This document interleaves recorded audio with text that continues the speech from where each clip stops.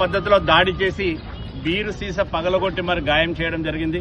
తీవ్ర గాయాలతో రక్తం అడుగులో ఉంటే వెంటనే మా స్థానిక బీఆర్ఎస్ నాయకులు స్పందించి హుటాహుటిన అతన్ని తీసుకొచ్చి చికిత్స అందించడమే కాకుండా సమాచారాన్ని వెంటనే పార్టీ అధిష్టానానికి స్థానిక శాసనసభ్యులు గంగుల కమలాకర్ గారి దృష్టికి తీసుకెళ్లగానే వెంటనే స్పందించి మరి సంబంధిత పోలీస్ అధికారులతో మాట్లాడిన తర్వాత మరి అదే వేగంతో వారి మీద ఈరోజు కేసులు నమోదు కావడం, రిమాండ్ చేయడం జరిగింది.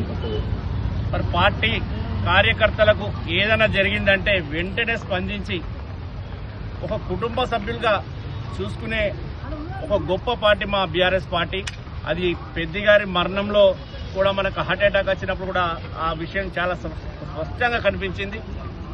అరగంట లోపలనే ముఖ్య నాయకులంతా కూడా అక్కడికి చేరుకొని ఎంత సీరియస్గా ప్రయత్నం చేశారో మరి అలా ఒక సామాన్య కార్యకర్త శ్రీకాంత్ విషయంలో కూడా మరి శాసనసభ్యులు గంగుల కమలాకర్ గారు, మా మాజీ పార్లమెంటు సభ్యులు, మరి పార్లమెంటరీ సభ్యులు గారు వినోద్ కుమార్ గారు కూడా హుటాహుటిని ఇవాళ హైదరాబాద్